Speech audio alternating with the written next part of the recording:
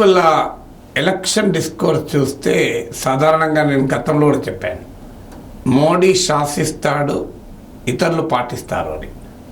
Agenda set చేసేది BJP, agenda set చేసేది నరేంద్ర మోడీ, ప్రతిపక్షాలు దానికి రియాక్ట్ అవుతుంటాయి. కానీ ఇటీవల కాలంలో జరిగిన మార్పు ఏంటంటే ప్రతిపక్షం ఎజెండాను సెట్ చేస్తుంది, బీజేపీ రెస్పాండ్ అవుతుంది. అది రిజర్వేషన్లకు కావచ్చు, అది సంపద పంపిణీ కావచ్చు, డిస్ట్రిబ్యూషన్ ఆఫ్ వెల్త్ కావచ్చు, అది కాన్స్టిట్యూషన్ ఏమవుతుంది మోడీ గెలిస్తే అనేది కావచ్చు. ఇలా అనేక అంశాల్లో మీరు గమనించండి, అపోజిషన్ ఎజెండా సెట్ చేస్తోంది, మోడీ దానికి రెస్పాండ్ అవుతున్నాడు, బీజేపీ రెస్పాండ్ అవుతుంది. ఇది వాస్తవంగా అన్యూజువల్, ఇలా గతంలో లేదు. ఇలా ఎందుకు జరుగుతోంది? ఒక ఉదాహరణతో మనం ఈ ఫినామినన్ను డీకోడ్ చేద్దాం. ఉదాహరణ ఏంటి? భారతదేశంలో ప్రజాస్వామ్యం ఉంటుందా? భారతదేశంలో ఎన్నికలు ఉంటాయా? మోడీ మళ్ళీ అధికారంలోకి వస్తే ఈ దేశంలో ఎన్నికలు ఉండవు, ప్రజాస్వామ్యం ఉండదు, రాజ్యాంగం ఉండదు. ఇది అపోజిషన్ అందుకున్న ప్రధానమైన అటాక్. కానీ ఈ అటాక్ వాస్తవంగా అపోజిషన్ నాయకులు పెద్ద వీడియోలు పెట్టి ఉపన్యాసాలు ఇచ్చి ఎలక్టోరల్ డిస్కోర్స్ని షేప్ చేసింది కాదు. 2 నెలల క్రితం ధ్రువ్ రాఠీ ప్రముఖ యూట్యూబర్, ఆయన ఒక వీడియో పెట్టాడు, దాదాపు 2 కోట్ల సబ్స్క్రైబర్లు ఉన్నటువంటి ఛానల్. అతను ఈజ్ ఇండియా బికమింగ్ డిక్టేటర్షిప్, భారతదేశం నిరంకుశత్వంలోకి జారుకుంటుందా అని ఒక వీడియో పెట్టాడు. అది 25 మినిట్ వీడియో అనుకుంటాను. అది మామూలుగా కాదు, అనూహ్యంగా చూశారు. జనరల్గా ఆయన వీడియోలకు హిందీ గనక భారీ వ్యూవర్షిప్ కూడా ఉంటుంది, దీనికి కూడా భారీ వ్యూవర్షిప్ వచ్చింది. ఆ వీడియో రూపొందించిన విధానం, వాస్తవంగా వీడియోను ఎనాలిసిస్ చేస్తే కొత్తగా ఆయన రీసెర్చ్ చేసి ఎవరికీ తెలియని ఇన్వెస్టిగేటివ్ జర్నలిజం చేసి డిక్టేటర్షిప్ ఉన్నది అని ఎస్టాబ్లిష్ చేయలే. రోజువారీ పబ్లిక్ డిస్కోర్స్లో, పొలిటికల్ డిబేట్లో, డిస్కషన్లో ఉన్న పాయింట్స్ని క్రోడీకరించాడు. కానీ ఆ క్రోడీకరించిన తీరు ఎలా ఉందంటే దాని నుంచి ఒక షార్ట్లు, చిన్న చిన్న ముక్కలు, చిన్న చిన్న పార్ట్స్ తీసుకొని పెద్ద ఎత్తున సర్క్యులేట్ అయింది దేశవ్యాప్తంగా.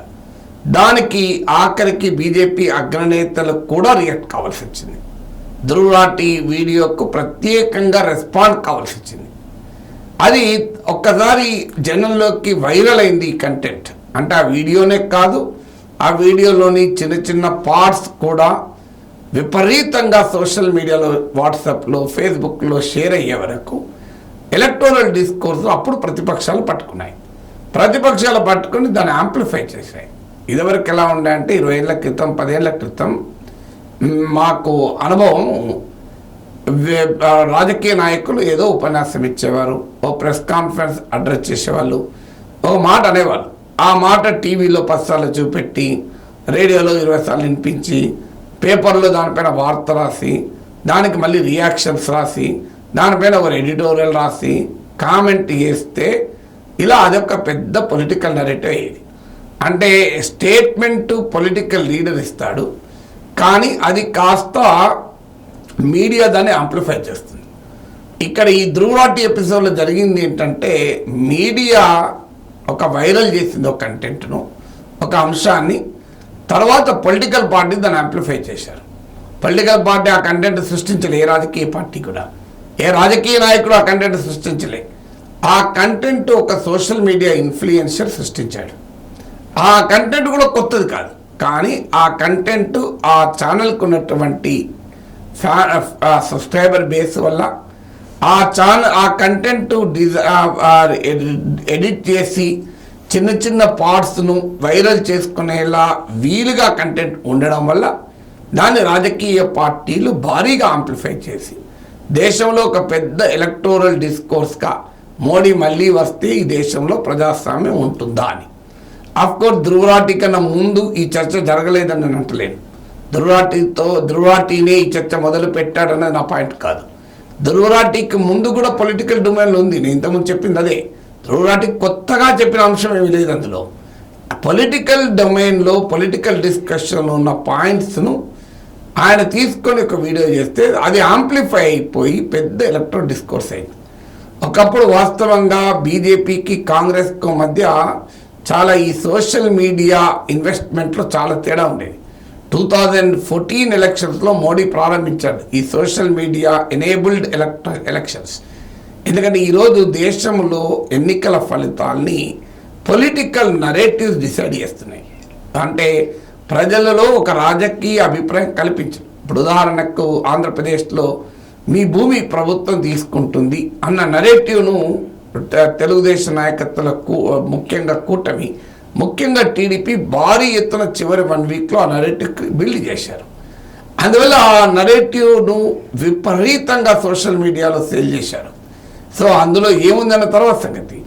సో అది ఒక ఫియర్ క్రియేట్ చేసి ఒక ఎలక్షన్ నరేటివ్ అయి ఇవాళ ఆంధ్రప్రదేశ్ ఫలితాలనే ప్రభావితం చేసే స్థాయికి చేరిపోయింది. సో అలా ఈ ఆధునిక పాలిటిక్స్లో సోషల్ మీడియా ప్రభావం ఆ రకంగా కనబడుతుంది. దీనికి కారణం ఏంటి అంటే ప్రజల పెద్ద ఒకప్పట్లాగా రాజకీయ నాయకుల ఉపన్యాసాలు వినే ఓపిక లేదు.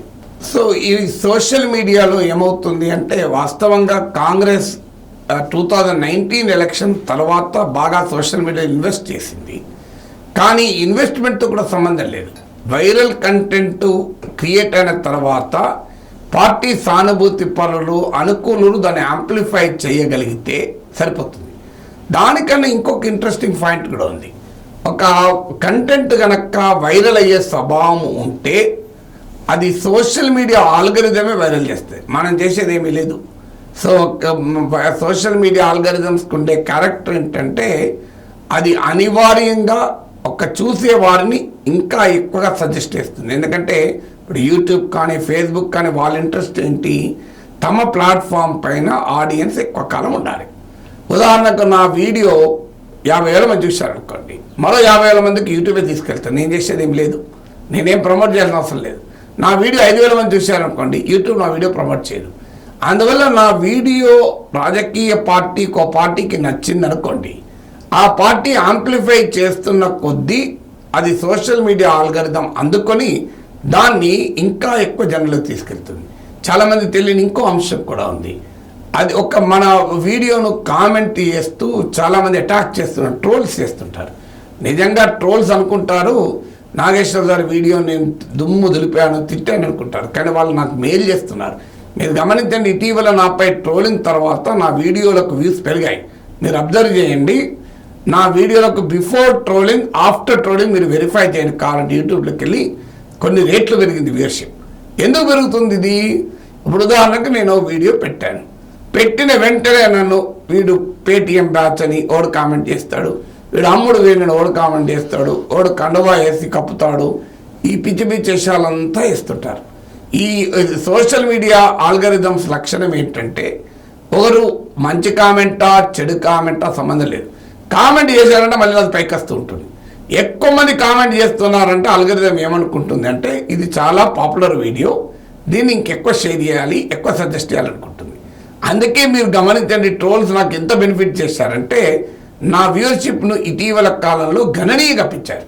మామూలుగా పెంచలేదు, కొన్ని కపుల్ ఆఫ్ టైమ్స్ పెంచారు. మీరు వెళ్ళి ఒక 10-15 రోజుల క్రితం నా వీడియో వ్యూవర్షిప్కు ఇప్పుడు మీరు కంపేర్ చేయండి, తేలిపోతుంది, మీకే అర్థమైపోతుంది. అంటే ట్రోల్స్ కూడా తమకు తెలియకుండానే తాము వ్యతిరేకించే కంటెంట్నే పాపులర్ చేస్తారు. సో అంటే 2 రకాలుగా యాంప్లిఫై అవుతుంది. మనను సమర్థించేవారు దాన్ని షేర్ చేసుకోవడం వల్ల మన కంటెంట్ పాపులర్ అవుతుంది. మనను వ్యతిరేకించేవారు, నా అభిప్రాయాలను వ్యతిరేకించేవారు నాపై అబాండాలు వేస్తూ తిడుతూ కామెంట్లు చేస్తూ కూడా నా కంటెంట్ పాపులర్ చేస్తారు. పర్పస్ డిఫరెంట్ ఉండొచ్చు కానీ రిజల్ట్ ఒకటే, నా కంటెంట్ పాపులర్ అవుతుంది. అలా ఒక కంటెంట్ పొలిటికల్ కంటెస్టేషన్లోకి వెళితే అది అనివార్యంగా పాపులర్ అవుతుంది. ఇందులో ఇంకో ఛాలెంజ్ కూడా ఏంటంటే ప్రజల అటెన్షన్ స్పాన్ తగ్గిపోయింది. ఇప్పుడు నేచర్ అనే ప్రఖ్యాత సైంటిఫిక్ జర్నల్లో ఒక రీసెర్చ్ పబ్లిష్ అయింది ఇటీవల, డైనమిక్స్ ఆఫ్ పీపుల్స్ అటెన్షన్ అని. అంటే ప్రజలు accelerating dynamics of peoples audience attention అని. అంటే ప్రజలు ఎంత అటెన్షన్ పెట్టగలుగుతున్నారని. ఈ అటెన్షన్ స్పాన్ గణనీయంగా తగ్గిపోయింది. మీకు 2 దశాబ్దాల క్రితం 2.5 minutes ఉండే, ఒక దానిపైన నువ్వు 2.5 నిమిషాలు దృష్టి పెట్టేవారు ఎవరేజ్నా. ఇప్పుడు అది ఆ అటెన్షన్ స్పాన్ 45 సెకండ్కి పడిపోయింది. ఈ మారిన ప్రజల సైకాలజీని ఎక్స్ప్లాయిట్ చేస్తూనే ఫేస్బుక్ రీల్స్ వచ్చాయి, మీకు ఇన్స్టాగ్రామ్ వచ్చింది, యూట్యూబ్ షార్ట్లు వచ్చాయి. మీరు గమనించిన యూట్యూబ్ షార్ట్లు అనేది మామూలుగా ఇంపాక్ట్ లేదు. ఎందుకంటే ప్రజలు 2.5 minutes చూసే వాళ్ళు ఎవరేజ్నా ఇప్పుడు 45 సెకండ్ చూస్తున్నారు. అయితే 45 minute వీడియో పెడితే వేస్ట్ కాదు. ఆ 45 నిమిషాల వీడియోలోకి వెళ్ళి 45 సెకండ్లు 1 minute ఉన్నాయి, ఒక 50-60 వెళ్తాయి, 100 వెళ్తాయి. అవి అలా మళ్ళీ సర్క్యులేట్ అవుతూనే ఉంటాయి. ఇందులో నువ్వు ఏదన్నా ఎఫెక్టివ్గా కామెంట్ చేసావు అనుకోండి, దాన్ని మీమ్స్గా కూడా మారిపోతాయి. ఈ మధ్య నేను కామెంట్ మీమ్ అయింది. సో పవన్ కళ్యాణ్ ఓ మాట అన్నాడు, గాజు పగిలితే పదనెక్కుతుంది అని. నన్ను టీవీ ఛానల్లో అడిగారు, నేను నవ్వుతూ మాట్లాడాను. నేను దాని మీద ఏదో విమర్శనాత్మకంగా మాట్లాడలే, నవ్వుతూ గాజు పగిలితే పదనెక్కడమే కాదు పనికి రాకుండా కూడా పోతుంది, ఎదుటి వాడిని పొడవటానికి కూడా పోతుంది అని నవ్వుతూ అన్నాను. దాన్ని ఇక వెంటనే ఏసేసాడు అని చెప్పి దాన్ని మీవులు చేసి భారీగా సర్క్యులేట్ అవుతుంది. నేను ఊహించలే, అలా నేను క్యాజువల్గా అన్న మాట, నవ్వుతూ హ్యూమరస్గా ఉండాలి, ఎంటర్టైనింగ్గా ఉండాలన్న మాట అదొక పవర్ఫుల్ మీమ్గా మారుతుంది అని. అంటే ఇదంతా కూడా సోషల్ మీడియాలో నాకు తెలియకుండానే మన కంటెంట్ వైరల్ అయ్యే విధానం. ఈ షార్ట్ స్పాన్ వీడియోస్ అనేది చేయడం చాలా సులభం. ఎవడైనా సింపుల్గా ఎడిట్ చేసి అభిమానులు పంపించుకోవచ్చు. ఇటీవల నా అనుభవం ఇంకోటి కూడా చెప్తాను. జగన్ పాస్బుక్ పైన జగన్ ఫోటో, వాస్తవంగా ఈ వీడియో మీరు ఫుల్ వీడియో చూడండి, అది తప్పని నేను అన్నాను క్లియర్గా. పాస్బుక్ మీద ఫోటో వేయడం తప్పు, ఈ వైఖరి సరైనది కాదు, ఇది పొలిటికల్గా ఎథికల్గా మారల్గా తప్పన్నాను. కానీ విచిత్రం ఏంటంటే దానిపైన టీడీపీ వాళ్ళు నన్ను ఎక్కువ ట్రోల్ చేశారు. టీడీపీలో మొత్తం అటాక్ అంతా దానిపైన. వాస్తవంగా నేను టీడీపీకి అనుకూలమైన మాట మాట్లాడాను ఇందులో, కానీ అది వాళ్ళు గుర్తించలే. ఎందుకు గుర్తించలేదు అంటే దానికి రీజన్ ఉంది. నేను కేవలం ఇంతే అనలే, దీన్ని మోడీ వ్యాక్సినేషన్ పైన మోడీ సర్టిఫికేట్తో పోలుస్తూ తప్పైతే 2 తప్పు, రైట్ అయితే 2 రైట్ అని చెప్పడంతో పాటు నేను మాట్లాడింది ఇంకా దానిపైన వివరాలు ఉన్నాయి. దాంట్లోకి వైఎస్ఆర్ కాంగ్రెస్ వాళ్ళు బహుశా తమకు అనుకూలమైన పార్ట్ తీసుకొని ఒక 20 సెకండ్లో 30 సెకండ్లో వాళ్ళు దాన్ని భారీ ఎత్తున సర్క్యులేట్ చేశారు. విచిత్రమైన ఈ ఫుల్ వీడియో చూడలేదు టీడీపీ వాళ్ళు, ఆ ముక్క చూశారు. నేను ఎందుకంటే టీడీపీ వాళ్ళు పెట్టిన వీడియోలో నన్ను తిట్టుకుంటూ పెట్టిన వీడియోలు చూశాను కొన్ని, అందులో ఈ ముక్కనే ప్లే చేశారు. వైఎస్ఆర్ కాంగ్రెస్ పార్టీ యాంప్లిఫై చేసిన ముక్కను తీసుకొని నా పైన అటాక్ చేశారు. దీనివల్ల ఏం జరిగింది, నా ఫుల్ వీడియో కూడా పాపులర్ అయింది. ఆటోమేటిక్గా నా అటాక్ అయినప్పుడల్లా ఫుల్ వీడియో వెతికి జనం చూస్తారు. ఆటోమేటిక్గా యూట్యూబ్ ఆల్గరిథం సజెస్ట్ చేస్తుంది. ఆ ఫుల్ వీడియో చూసిన వాళ్ళకి అర్థమైంది నేనేం మాట్లాడినా అని. ఈ ఫోటో పెట్టడం రైట్ అన్నా రాంగ్ అన్నా వాళ్ళకి తెలిసిపోయింది. అంటే తమకు తెలియకుండానే తమకు అనుకూల కంటెంట్ను తెలుగుదేశం వాళ్ళు దాని వ్యతిరేక కంటెంట్గా విజయవంతంగా మార్చుకున్నారు. ఎక్కడ మిస్టేక్ జరిగింది, నేను అన్న దాంట్లో ఒక చిన్న ముక్కను ప్రత్యర్థి పక్షం తీసుకొని వైరల్ చేసింది. అది వైరల్ చేసిన తర్వాత వీళ్ళు నిజంగా తెలివైన వాళ్ళైతే ఏం చేయాలి, నా ఫుల్ వీడియో చూసి ఇది పొలిటికల్గా ఎథికల్గా మారల్గా తప్పు అన్నది ఒక 10-20 సెకండ్స్ కనుక ఎడిట్ చేసి వీళ్ళు సర్క్యులేట్ చేసి ఉంటే కౌంటర్ అయ్యేది. కానీ వీళ్ళు ఆ పని చేయలే. ఎందుకంటే వీళ్ళు ఫుల్ వీడియో చూసి ఓపిక లేదు జనానికి. ఎందుకల్లా ఆ కంటెంటే నిజం అనుకొని దానిపైన రియాక్ట్ అయ్యారు. ఇలా పెద్ద పొలిటికల్ కంటెస్టేషన్లో నేను వచ్చాను. తెలియకుండానే తెలుగుదేశం వాళ్ళు తమ అనుకూలంగా ఉన్న పాయింట్ ఉన్న వీడియోను కాస్త వ్యతిరేకంగా మార్చుకోగలిగారు, సక్సెస్ఫుల్గా మార్చుకోగలిగారు. సో ఇది సోషల్ మీడియా లక్షణం. అంటే ఈ చిన్న వీడియోలు ఎవరైనా ఎలా అయినా మ్యానిపులేట్ చేయొచ్చు, తెలిసి చేయొచ్చు, తెలియక చేయొచ్చు, కాన్షియస్గా చేయొచ్చు, అన్కాన్షియస్గా చేయొచ్చు. ఆ రకంగా చేయడం ద్వారా ఒక పొలిటికల్ నరేటివ్ని బిల్డ్ చేస్తున్నారు. సో నేను ఉమ్మడి పౌరస్మృతి మీద 16 నిమిషాల వీడియో పెట్టాను. దాంట్లో ఒక సెంటెన్స్, రాజ్యాంగబద్ధము ఉమ్మడి పౌరస్మృతి, రాజ్యాంగ రీత్యా ఉమ్మడి పౌరస్మృతి ఉండాలి అని అన్నాను. అంటూ చాలా విషయాలు చెప్పాను. చాలా విషయాలు పక్కకు పోయాయి. ఈ ఒక్క 10-20 సెకండ్ ముక్కను మామూలుగా కొన్ని లక్షల మంది చూశారు. దాంతో ఒక పొలిటికల్ నరేటివ్ బిల్డ్ అయింది. సో ఉమ్మడి పౌరస్మృతి నాగేశ్వర్ సమర్థించాడు అని. సో ఉమ్మడి పౌరస్మృతిని నేను సమర్థించడం నిజమే, కానీ uniform and equal civil code ఉండాలి అన్న ఆ పాయింట్ పక్కకు పోయింది. సో అందువల్ల ఎవరికి అవసరమైన ముక్క తీసుకొని తమకు అనుకూలమైన పొలిటికల్ నరేటివ్లు రాజకీయ పార్టీలు బిల్డ్ చేసుకోవటానికి సోషల్ మీడియా కంటెంట్ ఉపయోగపడుతుంది. సో దాంట్లో ఎవరు పైచేయి సాధిస్తే వారు శక్తివంతమైన పొలిటికల్ నరేటివ్ను బిల్డ్ చేసుకోగలుగుతారు. ఎవరు తెలివి తక్కువగా సెల్ఫ్ గోల్ వేసుకుంటే తమకు వ్యతిరేకంగా తామే పొలిటికల్ నరేటివ్ బిల్డ్ చేస్తారు. ఇలా వైరల్ చేస్తూ అది అనుకూలంగానైనా వ్యతిరేకంగానైనా ఆ కంటెంట్ సోషల్ మీడియాలో ఆల్గరిథంల ద్వారా ప్రమోట్ అవుతుంటుంది. అందువల్ల పొలిటికల్ డిస్కోర్సు, ఎలక్టోరల్ డిస్కోర్సును ఇవాళ సోషల్ మీడియా డిక్టేట్ చేసేటువంటి సమయానికి వచ్చాము, పరిస్థితికి మనం వచ్చాము.